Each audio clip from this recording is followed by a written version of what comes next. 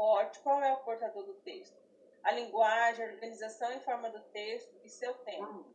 Pesquisando em meios impressos ou digitais, sempre que for preciso, informações necessárias à produção de texto, organizando em tópicos os dados e as fontes pesquisadas. 6. Reler e revisar o texto produzido com a ajuda do professor e a colaboração dos colegas para corrigi-lo e aprimorá-lo, fazendo cortes, acréscimos, reformulações, correções de ortografia e pontuação. Editar a versão final do texto em colaboração com os colegas e com a ajuda do professor, ilustrando, quando for o caso, em suporte adequado, manual ou digital. 8. Utilizar o software, inclusive programas de edição de texto, para editar e publicar os textos produzidos, explorando os recursos multissemióticos disponíveis. Expressar-se em situações de... 9, né? Expressar-se em situações de intercâmbio oral com clareza, preocupando-se em ser compreendido pelo interlocutor e usando a palavra com um tom de voz audível, boa articulação e ritmo adequado. 10. Escutar com atenção falas de professores e colegas, formulando perguntas pertinentes ao tema e solicitando esclarecimentos sempre que necessário. 11. Reconhecer características da conversão espontânea presencial, respeitando os turnos de fala, selecionando e utilizando durante a conversação formas de tratamento adequada de acordo com a situação e a posição do interlocutor. 12. Atribuir significado a aspectos não linguísticos paralinguísticos observados na fala, como direção do olhar, riso, gestos, movimentos de cabeça, da concordância ou discordância, expressão corporal, tom de voz. 13. Identificar a finalidade da interação oral em diferentes contextos comunicativos. Solicitar informações, apresentar opiniões, informar, relatar experiências e etc. Aí agora é a língua portuguesa. Então, continuação. Práticas de linguagem. Lê essa parte, Vani? Práticas de linguagem. Do campo aí da vida cotidiana, dos objetos do conhecimento. Do que se trata, Liz? Campo da vida cotidiana. Campo de atuação relativo à participação em situações de leitura próprias de atividades vivenciadas cotidianamente pelas crianças. O que quer dizer com tudo isso que a gente vem falando? Que essas habilidades, que esse objeto do conhecimento, ele tem que conversar com aquilo que a professora Elisânia, a professora Valéria e outros professores aí, funcionários públicos efetivos daqui a pouco, nos colocaram acerca de todo esse conhecimento. Ele tem que fazer parte, ele tem que ter sentido, e tem que ter uma atuação positiva, digamos assim, dentro das próprias atividades de vivência cotidiana da criança ou do adolescente, do jovem, do adulto aí, estudante. Vamos lá. No espaço... Oi? Tudo isso e também no espaço doméstico. E familiar, escolar, cultural e profissional.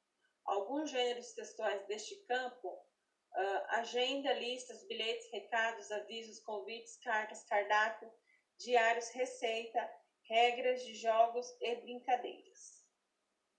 Aí tem a linguagem, a leitura escrita e agora o objetivo é a leitura de imagens em narrativas visuais. O campo artístico literário.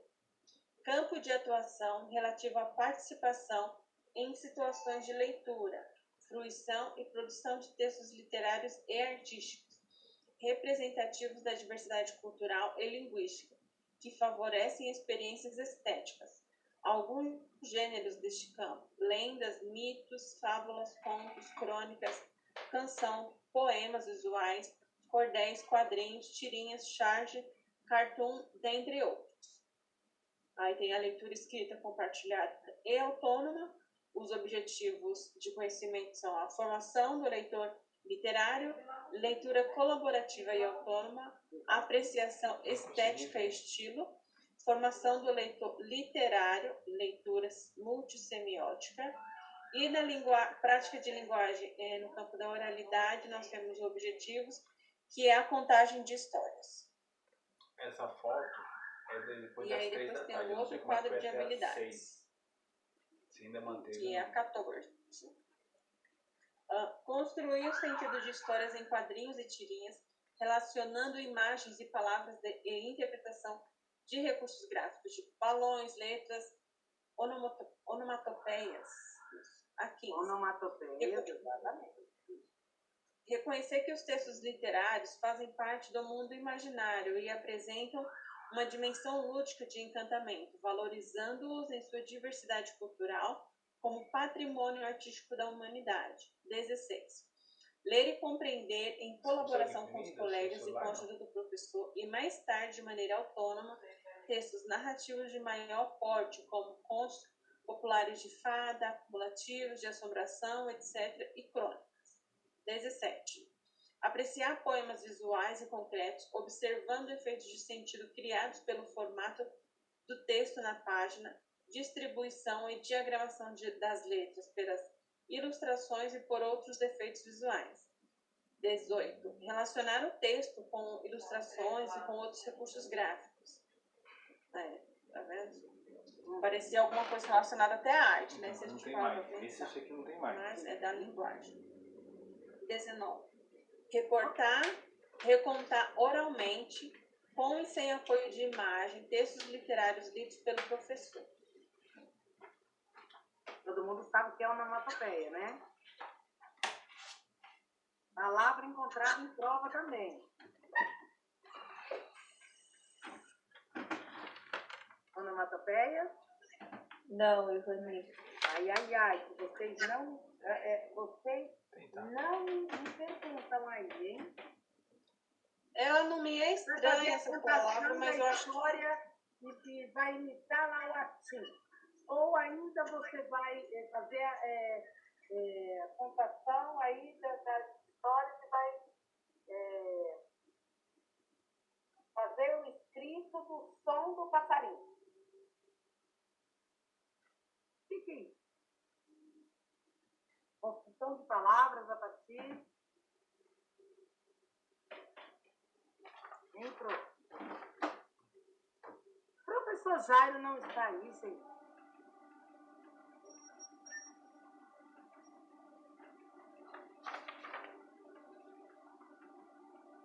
Quem falou não? Foi a professora Liliane? Foi eu, Ivani, a Maria. Maria? Acabei de pesquisar aqui, já achei. Tá me ouvindo, Ivani? Sim, que o Jairo faz tempo que eu estou solicitando a sua... É que eu tava aqui meio atarefado. Ai. Onomatopeia é o barulho das coisas. Exato. Barulho do Então, passarinho. O barulho do espírito. Isso, aí você escreve ATIN, A-T-C-H-I-N. É igual, por exemplo, quando a gente fala para Oi? é como a gente fala para a criança, o barulho do relógio, tic-tac, tic-tac. A escrita tic-tac é uma onomatopeia. É o barulho, é a representação escrita do barulho do relógio. Isso.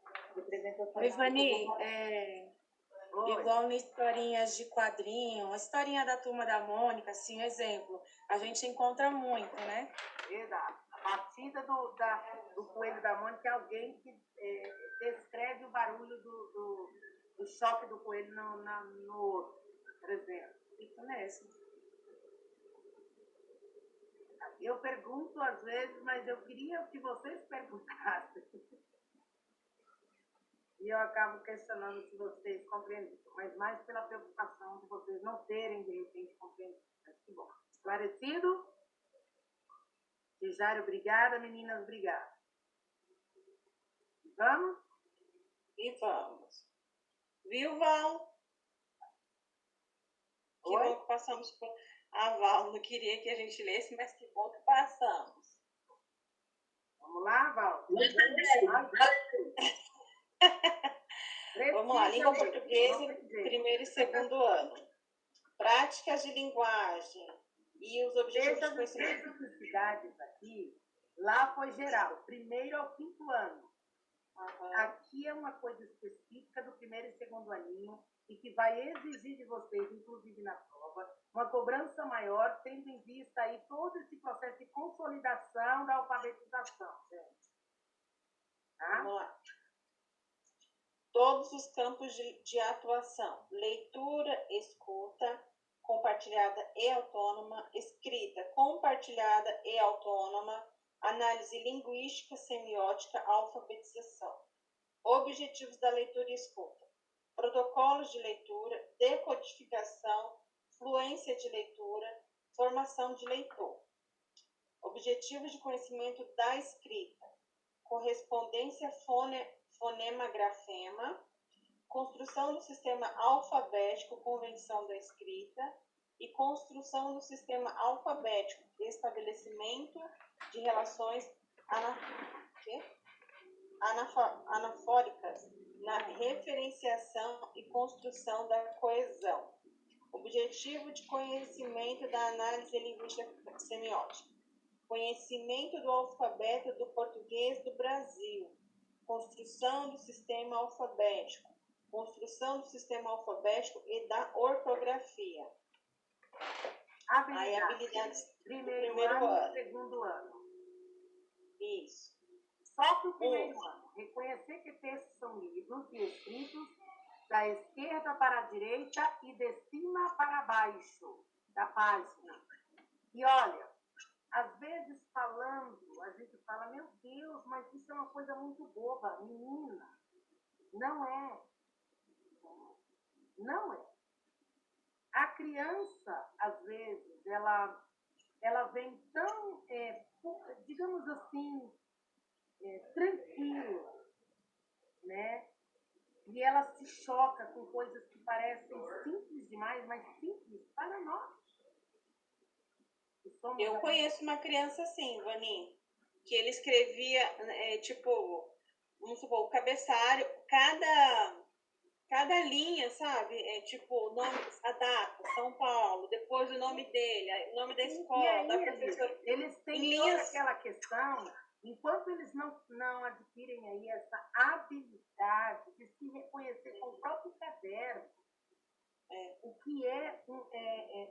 que são, reconhecer o texto entre o que é lido e o que é escrito, de entender o que é a direita para a esquerda ou o contrário, de cima para baixo, primeira linha, cabeçalho onde tem que colocar, tanto é que às vezes eles colocam em qualquer canto, é ou não é assim?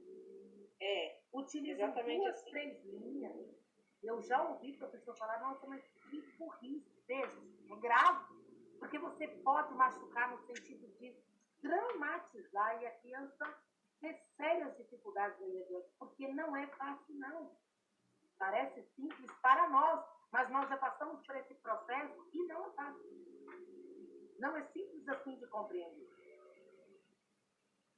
E principalmente, você entende que está diretamente no primeiro ano essa habilidade, não no segundo? E tem coisa aqui que, por exemplo, escrever espontaneamente ou por ditado, palavras e frases de forma alfabética, usando letras, grafemas que representem os fonemas, é só para o primeiro aninho, não para os dois. Entendeu? Olha a outra lá. Distinguir as letras do alfabeto de outros signos gráficos. Muitas vezes eles não sabem que a letra é letra, ou separar a letra do número ou de desenho. É conhecer o sistema da escrita alfabética como representação dos sons da fala. E não é porque parece simples para a gente, parece para nós que somos os adultos aí, mas não para as crianças que acabam de sair da educação infantil e tem que passar por todo esse processo e esse momento de acolhimento, onde nós, que somos aí os professores de interlocução entre um segmento e outro, esse professor mediador, esse professor que faz a ponte, que São Paulo tanto fala, e nós já vimos aqui na BNCC também. Precisa ter esse olhar, porque não é fácil, parece simples para nós, para eles não é. Ivani, é aqui como uma habilidade específica. Oi. Ivani, mais ou menos no mesmo contexto. Vou compartilhar uma experiência com vocês. Tive uma aluna no passado E ela apresentava dificuldades, lógico, que era natural. Porém, o que dificultava ainda mais era como a família super mimava, tinha aquela super proteção. Ou seja, quando ela veio para a escola, vamos supor, ela falava números, ela falava letras, mas ela fazia uma contagem da seguinte maneira: 5, 10, 14, 20, 30. E aí a família achava aquilo muito bonito. Então eu falava, nossa, que legal, parabéns. E aí quando ela começou a aprender a ordem correta, no caso dos números, aquilo ali passou a ser uma dificuldade para ela. Por quê? O que ela aprendeu em casa era muito lindo, era muito certo, era muito legal. E quando ela tinha que aprender uma outra ordem, a ordem correta, aquilo para ela era errado. Porque em casa eles incentivavam ela daquele jeito, porque ela tinha uma fala infantilizada, ela era o bebezinho da família, então tudo aquilo era bonito.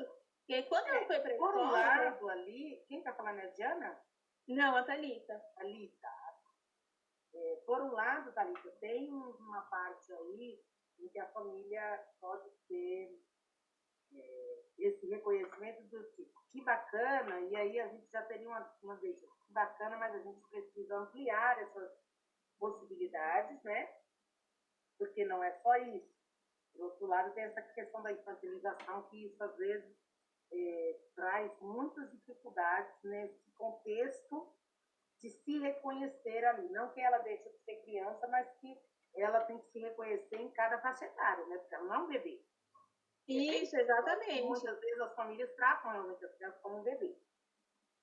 De motivar, eu vejo aí como uma parte bacana, inclusive da escola, no caso, acolher nesse contexto mesmo. Olha, isso é legal, que você já tenha essa compreensão, mas a partir daqui, o que nós podemos, né? Até uma leitura, o que ela já tem como compreensão ali, 10, 20, 30, e agora, como que dá para a gente fazer até você chegar no 10, daí para você chegar no 20, no 30 e assim sucessivamente. Sim, exatamente. E isso gerou uma certa, como eu posso dizer, ela não se sentia segura, porque era dada a resposta para ela. Então, quando ela foi para a sala de aula, ela sempre ficava procurando, esperando que os colegas respondessem para ela copiar aquela resposta. Ela não desenvolveu essa autonomia, essa expressão, essa liberdade de se expor.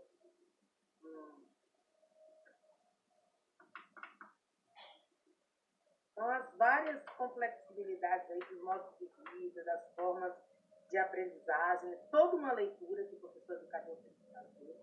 E um acolhimento, a gente fala muito da questão do acolhimento, que o acolher não é abraçar necessariamente, talvez em algum momento sim, né? Às vezes é um momento que a criança não precisa de nada disso, precisa de um abraço. Mas, na maioria das vezes, o que a gente chama de acolhimento não é necessariamente pôr no colo, dar um abraço. É compreender tudo aquilo que circula em torno das experiências, das vivências, dos modos de vida daquela criança. Né? O que compreende esse conhecimento que ele traz, essa bagagem, como que eu posso oferecer outras formas que sejam também desafiadoras e que o traga a ampliar e a possibilitar aí a progressão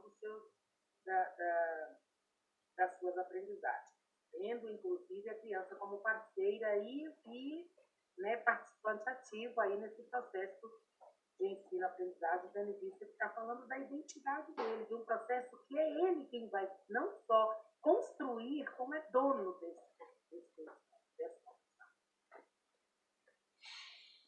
Ok? E vamos? Ok, vamos. De primeiro ano a gente passou. De primeiro e segundo ano, Elis, as habilidades. Deixa o segundo ano. Uhum. Ah, tá aqui do ladinho, tá. Utilizar, ao produzir o texto, grafia correta de palavra, conhecimento ou com estruturas silábicas já dominadas, letras maiúsculas em início de frases e substantivos próprios, segmentação entre as palavras, ponto final, ponto de interrogação e ponto de exclamação. A 2. É uma coisa que pode acontecer, ficar aí pra gente, por exemplo, de cair alguma coisa que converse aí com uma criança, Eu ainda entendo que o menino Maurício, não, que a menina Ruth, a menina Ruth pode ser uma das nossas expectativas. Mas essa questão aqui, ela pode vir para a gente em questão objetiva aí, no sentido da criança que faz utilização considerável, que às vezes os professores consideram a utilização incorreta do caderno, né?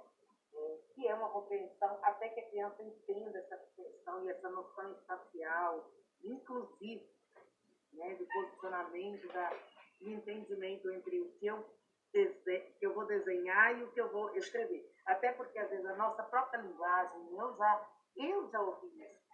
Olha a letra aqui, copia, desenha a letra. E aí não é um processo de construção da aprendizagem. Ele vai fazer algo e repetir aquilo. De repente, vai até escrever como está ali. Porque ele está desenhando, ele está utilizando outro código, uma outra forma. Sim. 2. Segmentar palavras em sílabas e remover e substituir sílabas iniciais, mediais ou finais para criar novas palavras. 3. Ler e escrever palavras com correspondências regulares diretas entre letras e fonemas F, V, T, D, P e B. E correspondências regulares contextuais C e Q. E o E, O, em posição atona, em final de palavra. Isso. Agora, Para os 2. primeiro e segundo. Práticas de linguagem, análise linguística semiótica. E os objetivos são construção do sistema alfabético e da ortografia, conhecimento do alfabeto do português do Brasil, conhecimento das diversas grafias do alfabeto, acentuação, segmento de palavras, classificação de palavras por número de sílabas, construção do sistema alfabético, pontuação, sinônimo, sinonímia e Sinomínea. E a isso, obrigada. Morfologia e pontuação e a morfologia. E depois tem mais. Primeiro e segundo ano. 8. Do primeiro ano. Relacionar elementos sonoros, sílabas, fonemas, partes de palavras com sua representação escrita. 9. Comparar palavras, identificando semelhanças e diferenças entre sons e sílabas iniciais. 10. Nomear as letras do alfabeto e recitá-los na ordem das letras. 11. Conhecer, diferenciar e relacionar letras em formatos impressa e cursiva, maiúsculas e minúsculas. Reconhecer a separação das palavras na escrita por espaço em branco. Comparar palavras, identificando semelhanças e diferenças entre sons de sílabas mediais e finais. Identificar outros sinais no texto, além das letras, como pontos finais de interrogação e exclamação e seus efeitos na entonação. Agrupar palavras, 15. Agrupar palavras pelo critério de aproximação de significados, sinônimia e sinônimo, e separar palavras pelo critério de oposição de significados, antonímia. Acho que eu li certo agora. Segundo ano. Segundo ano, a gente vai ter que ler depois do intervalo. Se quisermos, Mas já? 9 horas. Não, vamos terminar essa daqui só, porque daí é essa página. Vamos, gente. Cara, 9 horas, hora do recreio. Vamos, termina aí, Elisa. Essa página. 4 do segundo ano. Ler e escrever corretamente palavras com sílabas CV, V, CVC, CCV, identificando que existem vogais em todas as sílabas. 5. Ler e escrever corretamente palavras com marcas de nasalidade, til, M e N. 6. Perceber o princípio acrofônico que opera nos nomes das letras do alfabeto. 7.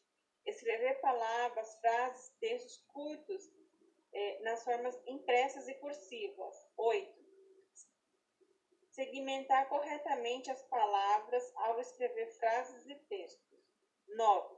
Usar adequadamente o ponto final, ponto de interrogação e ponto de exclamação. 10. Identificar sinônimos de palavras de texto lido, determinando a diferença de sentido entre eles. E formar antônimos de palavras encontradas em textos lidos pelo acréscimo do prefixo de negação in com N e in com N. 11. Formar o aumentativo e o diminutivo de palavras com os sufixos ão, inho e zinho. Ivani, Tudo bem. Oi. eu penso que essa tabela de habilidades que são previstas, né, na BNCC está assim perfeita, linda e bem distante da realidade. Porque eu vejo aqui algumas. Só para você ver que elas são habilidades mínimas a serem alcançadas e aqui estão definidas entre primeiro e segundo ano. Porque eu fico vendo umas coisas gramaticais que as crianças mal compreenderam o alfabeto e eu já vejo coisas assim que pede para trabalhar a pontuação, coisas assim que, Então, meu Deus. Mas aí, Eli, é uma sequência de perdas, digamos assim. Nós sabemos que uma coisa constrói a outra, constrói a outra. E uma vez que a gente não leva muitas vezes o que acaba com atropelamentos aqui, que vai dar resposta aqui. E vice-versa. Às vezes eu não preocupo ou priorizo as habilidades aqui, e é isso que eu tenho que consolidar aqui, para quando chegar aqui conseguir pelo menos uma parte. Infelizmente, o que nós temos como realidade, né, é que aqui, vem para cá, vem para o 2. As habilidades do primeiro ano, elas são trabalhadas lá no segundo ano. Às vezes, como primeira instância, como ela deveria ser continuativa, mais as habilidades do segundo ano, concordam? Sim. Mas ela vai estar lá como novidade. Não é isso? Ela chega lá como novidade. Aí a gente fala, Ivani, mas eles não vão dar conta. Não vão mesmo. Porque uma vez que já não passou ali no primeiro aninho, isso, porque são tem que retomar. São ações que refletem em práticas equivocadas ou em compreensões equivocadas acerca dessa escuta, desse protagonismo, dessa construção conjunta.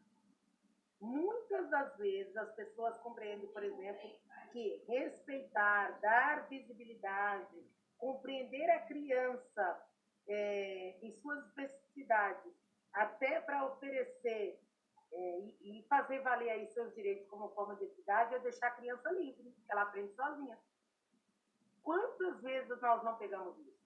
Entender a linguagem do brincar para alguns, e aí no primeiro ano eu vou recordar um tempo em que eu fiz um período numa escola chamada... eu não vou recordar o nome, eu sei que a Kimberly já estudou lá. No Granja, Nossa Senhora. A Kimberly era aluna lá. E Sim. eu ficava assustada com aquilo, e olha que era, né, e ainda não tinha certas compreensões, mas nesse sentido de que se hoje eu propusesse, por exemplo, o cabeçalho e amanhã e depois de amanhã também, eu não teria nenhuma responsabilidade em trazer uma outra proposta que trouxesse desafios, que trouxesse uma compreensão acerca daquilo. As crianças passavam o tempo repetindo uma coisa que eles mesmos não sabiam a funcionalidade. E tudo bem. Por um dado momento, eu percebi mais ou menos isso. Assim, eu tenho 1 hora de atividade com essas crianças. Então, essa 1 hora é isso. E eu fico contando a hora, 1 hora para o professor, às vezes, tornava 2, 3, no sentido que uma se alongava, porque ela já estava ansiosa para ir. Parece que assim, como se estivesse num fim de carreira, sabe? Então, tem tudo isso. A gente tem que rever. Quando fala muito dessa questão de rever a prática, gente, porque o que tem de entendimento equivocado, de que, assim, para esse lugar ou para essas crianças, isso aqui já está ótimo, eu não preciso propor outras coisas. Ou se eles ainda não sabem, vai chegar o momento que eles vão saber, eu não preciso intervir. Então, tem várias compreensões equivocadas que matam, infelizmente, todo um processo da criança. Nós temos uma história e um caminho de defasagem que é um vão dentro da educação. Essa é uma realidade, uma verdade. E quando a Elisane fala isso aqui é irreal mesmo. É verdade. Principalmente por conta dessas compreensões. Se pensado em todas as necessidades de dificuldades que as crianças têm, é óbvio, e toda a assessoria necessária se ela de fato acontecesse, isso aí seria sim hoje uma realidade. Seria.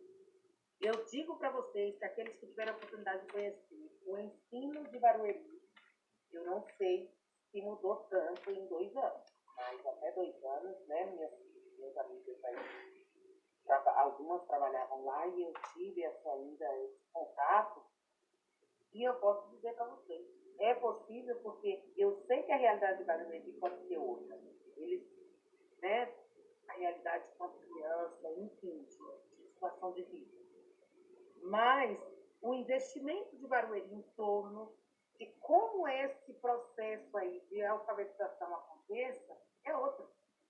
Para além de ter ali todo um pensar, um professor orientador, né, que eles chamam do psicopedagogo que atende ali aqueles agrupamentos, é o professor e ele tem a carga horária diferenciada e, consequentemente, também salário diferenciado, para que atenda, ele não consegue fazer a turma, mas o professor já vai atribuir sabendo, eu quero uma carga horária diferenciada, eu vou ter processo de formação diferenciados e vou ter acompanhamento diferenciado dentro desses 3 anos. O professor do 1º ao 3º ano é um professor que ele atende uma demanda diferente. E ele tem uma carga horária diferente. E um aluno em Barueri, para chegar no 3º ano, sem consolidar todas essas habilidades, ou pelo menos ele está aí dentro de diria assim, de uns 90%, ele tem que ter laudo.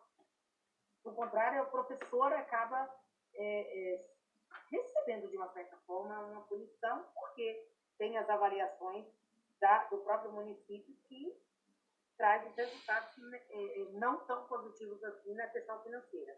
Ou vem positivamente no financeiro, o que reflete positivamente nesses resultados, ou negativamente e negativamente pelos resultados, porque aí é de acordo com os resultados. Entendeu? Não que eu esteja aqui defendendo que tenha que acontecer isso para o professor ser cobrado e acontecer. Não estou achando um culpado, estou dizendo que nós temos uma história aí do processo de alfabetização que nos traz uma realidade totalmente inversa do que a BNCC está fazendo aqui. Isso aqui realmente não acontece. O que está propondo como habilidade para o 1º ano é o que está se passando no 2º ano.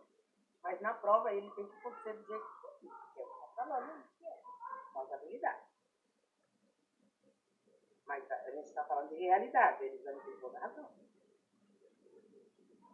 Até mesmo pela forma como muitos professores, principalmente professores que já estão mais antigos na rede, compreendem esse processo. Todo ano eu pego o 1º ano, eu já tenho meu caderno do 1º ano pronto há 10 anos atrás. Esse professor está conversando com um PPT vivo, está conversando com a criança de hoje, a criança que realmente está na sua sala de aula. É uma história, o que eu estou dizendo, é uma história. Vocês vão se adentrar ao ensino fundamental e vocês vão encontrar escolas em que você não consegue nunca chegar a determinada série. Ela é marcada para aquele professor que trabalha há muitos anos e ele já tem o caderno dele de planejamento pronto. Há anos. É o professor que não quer esse trabalho. E aí isso reflete em várias outras situações e muitos dos alunos que vocês vão pegar para aquelas turmas que tem professor que nunca vai ter.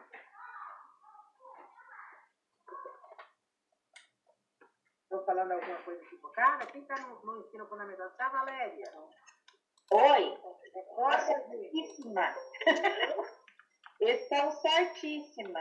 É muito surreal. Me criticando, professor. Não, jamais. Tem reflexão acerca de algumas práticas equivocadas. Sim. Os buracos acontecem, ficam entreabertos desde antes. É provável que essas lacunas aí de ensino para baixo, igual foi falado, da criança não saber, o que para a gente é muito óbvio, para eles realmente não é. Não é. De jeito algum. E são buracos que ficam às vezes na educação infantil. E brincadeiras como lateralidade, por exemplo, para eles saberem entender e compreender esse cima e esse embaixo. E muitas vezes não criticando de forma alguma, mas é esse mesmo professor aí que tem esse mesmo caderninho, é o cola e copia, o famoso cola e copia, que vai acontecendo. E aí ninguém revê nada. Um currículo vivo, entender que na educação infantil houve uma lacuna e que eu preciso preenchê-la agora.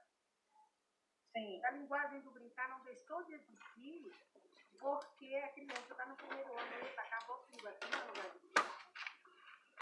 Sim. E aí você vai ter muita dificuldade, por quê? Porque essa criança não vai fazer, ela pode até imitar, copiar, desenhar, mas ela vai para o segundo ano sem essa concepção. Chega lá, professora Elisane, você tem que fazer tudo de novo, ou você vai fazer uma leitura agora, né, mais acolhedora e vai propor o que não houve na educação no primeiro ano.